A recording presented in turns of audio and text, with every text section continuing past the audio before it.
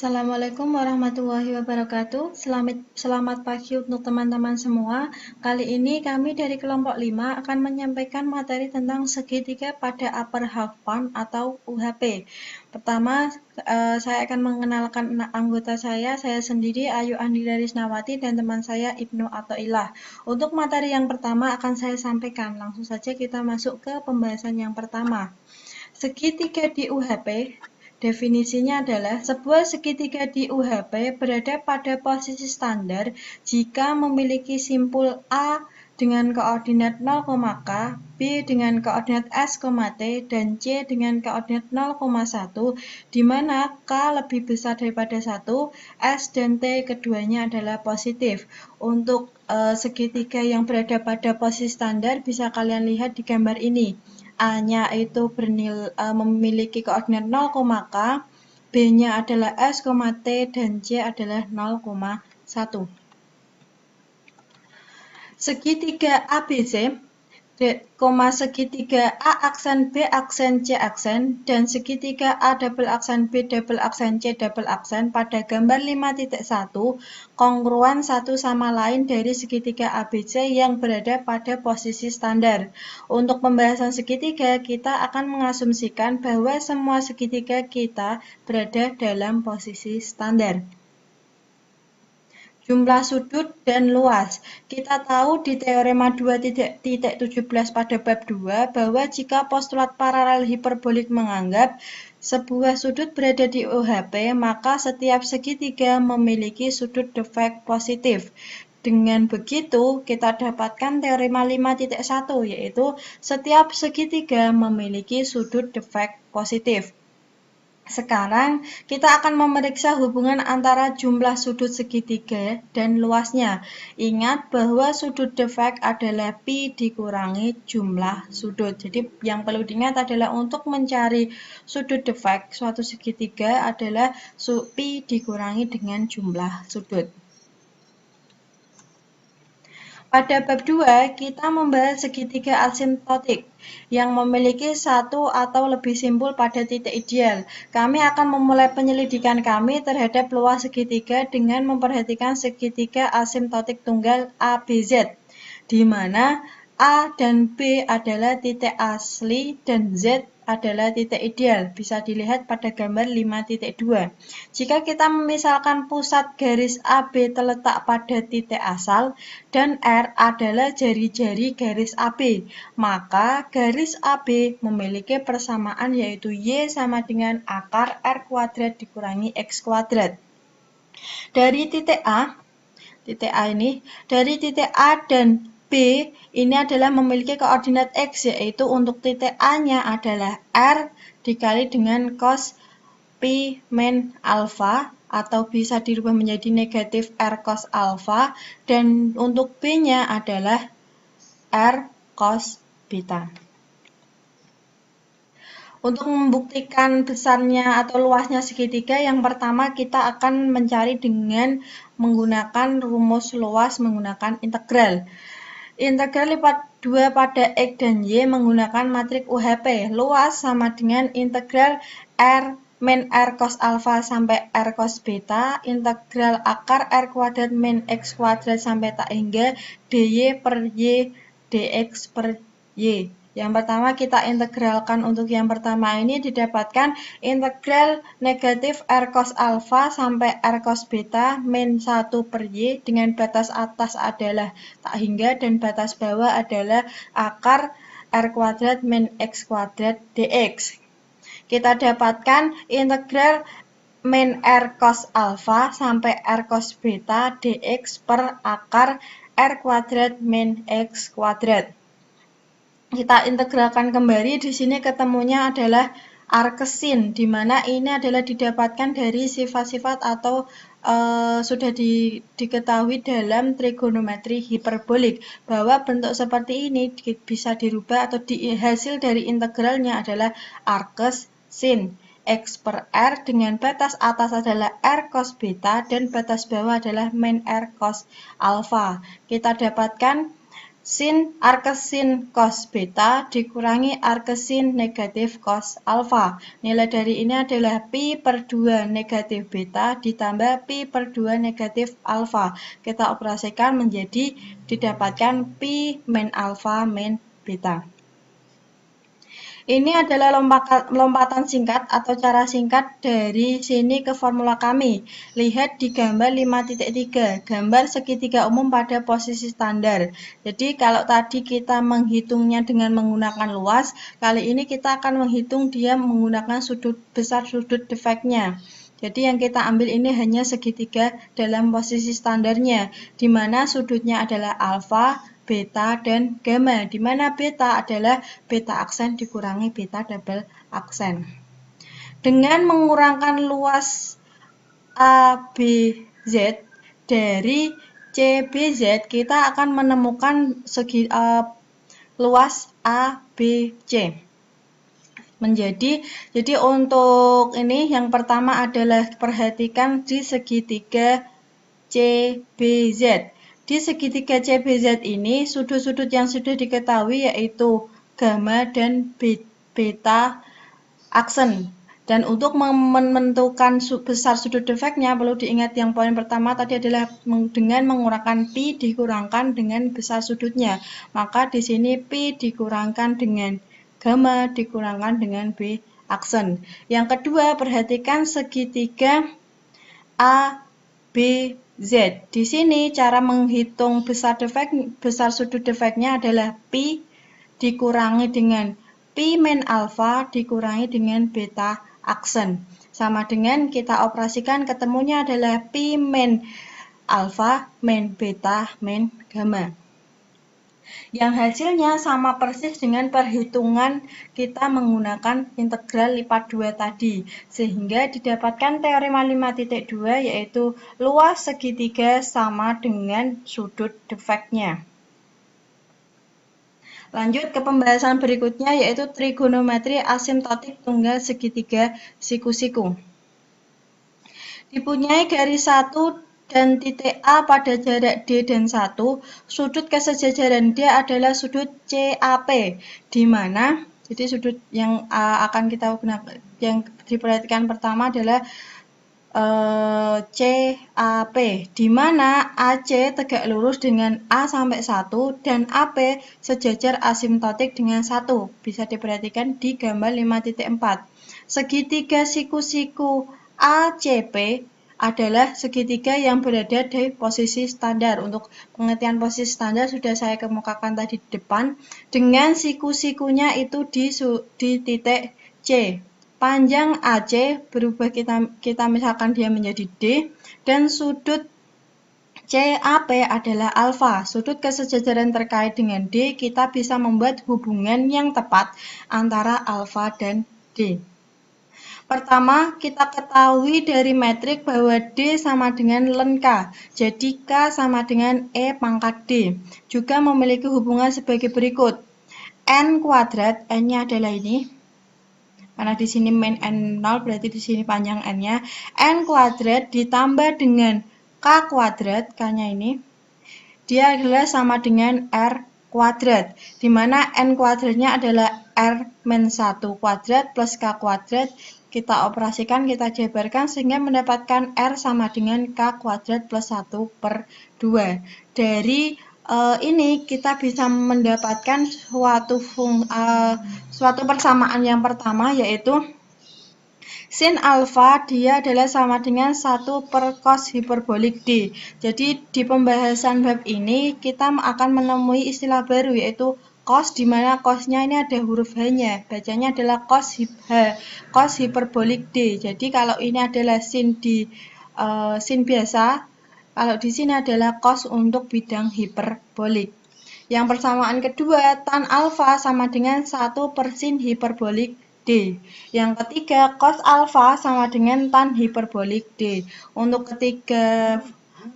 ketiganya ini akan kita buktikan. Yang pertama, sin alfa dia adalah sama dengan 1 per cos hiperbolik D. Untuk membuktikan ini kita lihat segitiga yang ini. Karena tadi nilai N kuadrat ditambah K kuadrat itu sama dengan R kuadrat, jadi untuk sin-nya adalah K per R. K sama dengan K per R-nya kita dapatkan tadi sebelum mendapatkan 3 persamaan ini adalah R-nya bernilai K kuadrat plus 1 per 2. Kita hitung, kita operasikan sehingga didapatkan 2K per K kuadrat plus 1. Nilai K adalah E pangkat D. K-nya kita ganti 2E pangkat D per 2 per E pangkat 2D plus 1. Pembilang dan penyebutnya kita sama-sama kita kalikan dengan E pangkat negatif D, didapatkan E pangkat negatif D dikali 2 pangkat ED per E pangkat negatif D kali 2 E pangkat 2D plus 1, didapatkan 2 per E pangkat D plus E pangkat negatif D. Menurut sifat dari trigonometri hiperbolik, bentuk seperti ini bisa dirubah menjadi 1 per cos hiperbolik D, atau nilai dari 1 per cos hiperbolik D adalah ini. Ini adalah sifat-sifat di trigonometri hiperbolik.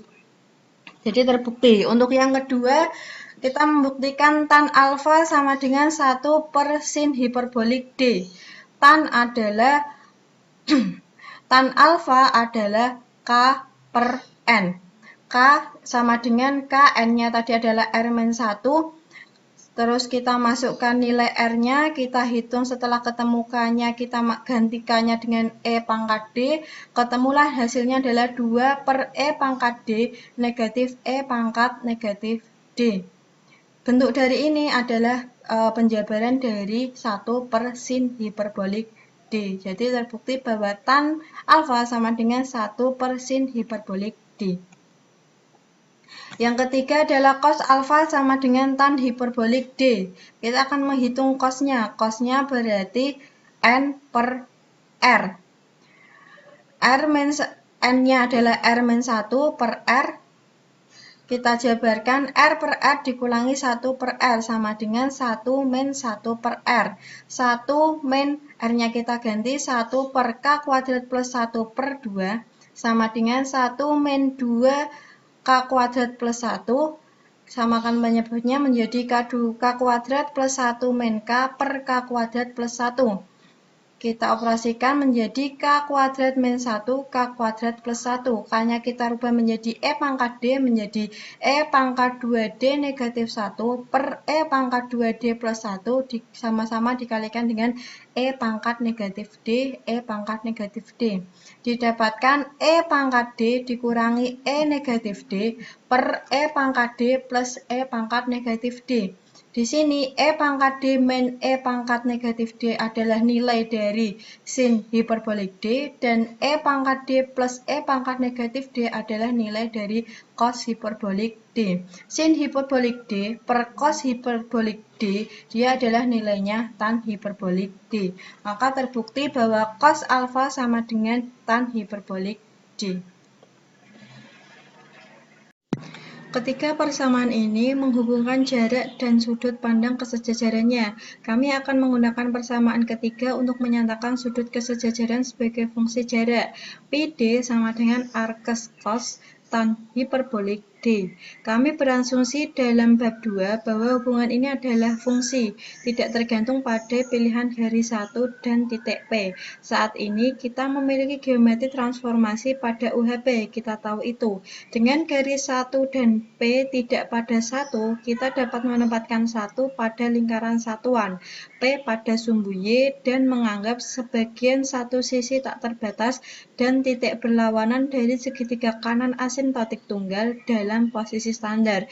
Kami juga menyatakan dalam tab 2 bahwa ketika D mendekati 0, PD mendekati Pi per 2, dan ketika D mendekati tak hingga, PD mendekati 0.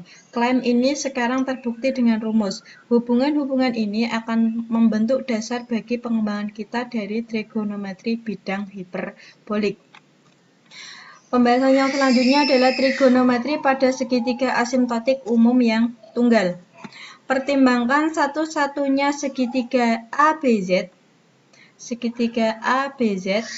asimtotik dengan sisi terbatas AB memiliki panjang D Jika kita menempatkan sisi AB pada lingkaran satuan, sumbu Y akan tegak lurus terhadap sisi AB dan E adalah dengan koordinat 0,1. Pikirkan ini segmen EZ sebagai ketinggian dari segitiga. Anggaplah untuk E adalah antara A dan B, dan segmen AE dan BE memiliki panjang D1, dan D2, dan biarkan sudut EAZ dan EBZ ini kita namakan dengan alfa dan beta. Perhatikan bahwa alfa sama dengan pi D1 dan beta sama dengan pi D2. Jadi menggunakan hubungan persamaan 1, 2, 3 yang telah kita buktikan tadi, untuk disubstitusi kami memiliki sebagai berikut. Yang persamaan keempat, cos hiperbolik D sama dengan 1 plus cos alfa dikali cos beta per sin alfa dikali sin beta. Persamaan yang kelima, sin hiperbolik D sama dengan cos alfa ditambah cos beta per sin alfa dikali sin beta. Persamaan yang keenam adalah tan hiperbolik D sama dengan cos alfa ditambah cos beta per 1 plus cos alfa ditambah cos beta. Kita akan membuktikan yang pertama, yaitu untuk cos hiperbolik D sama dengan 1 plus cos alfa plus cos beta per sin alfa kali sin beta. Cos D sama dengan cos D1 ditambah D2. Berdasarkan gambar yang pertama tadi, didapatkan cos D1 kali cos D2 ditambah sin D1 dikali sin D2. Maaf, maksud saya cos hiperbolik D sama dengan cos hiperbolik D1 plus D2 sama dengan cos hiperbolik D1 dikali cos hiperbolik D2 ditambah sin hiperbolik D1 dikali sin hiperbolik D2. Nilai dari cos hiperbolik D1 adalah 1/sin. Ini sudah saya sediakan, ketika kalian lupa bisa melihat ini, di mana cos hiperbolik berarti ini. Cos hiperbolik dia adalah sama dengan 1/sin alfa. Cos hiperbolik D2 adalah 1 per sin hiperbolik sin beta, karena D1 tadi sudutnya adalah alfa, D2 adalah sudutnya beta. Sin hiperbolik D1 adalah 1 per tan alfa. Sin hiperbolik D2 adalah 1 per tan beta. Menggunakan trigonometri biasa, 1/sin adalah kosekan alfa, 1/sin B adalah kosekan beta, 1 plus tan alfa adalah kotan beta, 1 per tan beta adalah kotangen beta. Jadi didapatkan cos hiperbolik D adalah kosekan alfa dikali kosekan beta ditambah kotangen alfa dikali kotangen B. Kosekan adalah 1/sin alfa, kosekan beta adalah 1/sin beta, kotangen alfa adalah cos alfa per sin alfa, kotangen beta adalah cos beta per sin beta. Dengan mengoperasikan ini semua didapatkan sama dengan 1 plus cos alfa sama dikali cos beta per sin alfa kali sin beta. Jadi terbukti bahwa cos hiperbolik D sama dengan 1 plus cos alfa dikali cos beta per sin alfa kali sin beta. Yang kedua, kita akan membuktikan untuk yang sin hiperbolik D sama dengan cos alfa plus cos beta per sin alfa kali sin beta. Kita punyanya adalah sin hiperbolik D, sin hiperbolik D kita jabarkan menjadi sin hiperbolik D1 D2, dijabarkan lagi nilainya adalah sin hiperbolik A dikali cos hiperbolik B beta plus sin hiperbolik beta kali cos hiperbolik alfa. Nilai sin hiperbolik alfa adalah 1 per tan. Nih. Sin hiperbolik D adalah 1 per tan alfa. Cos hiperbolik B adalah 1 per sin beta. Sin hiperbolik beta adalah 1 per tan beta. Cos hiperbolik alfa adalah 1 per sin alfa. Nilai tan kita jabarkan lagi menjadi 1 per sin alfa per cos alfa. Di sini juga dijabarkan yang bentuk tannya. Didapatkan kotangen alfa dikali sekan beta ditambah kotangen beta dikali kosekan alfa. Jadi sin hiperbolik D adalah ini. Kita kembalikan lagi, kotangen adalah cos per sin dikali 1 per sin beta plus cos beta sin beta kali 1 per sin alfa. Mengoperasikan ini didapatkanlah cos alfa ditambah cos beta per sin alfa dikali sin beta. Maka terbukti. Yang terakhir adalah tan hiperbolik D, dia akan sama dengan cos alfa plus cos beta per 1 plus cos alfa dikali cos beta. Tan hiperbolik D kita jabarkan menjadi tan hiperbolik D1 plus D2 sama dengan langkah-langkah yang sebelumnya. Di sini tan itu adalah sin per cos, di sini adalah sin hiperbolik D1 plus D2 per cos hiperbolik D1 per plus D2. Kita jabarkan lagi sin hiperbolik itu adalah nilainya adalah cos alfa plus cos beta per sin alfa plus sin beta. Yang bawah adalah cos tadi 1 plus cos alfa kali cos beta sin alfa kali sin beta. Kita kalikan menjadi hasilnya ketemu adalah cos alfa plus cos beta per 1 plus cos alfa kali cos beta. Jadi terbukti untuk persamaan yang ketiga. Kita sekarang memiliki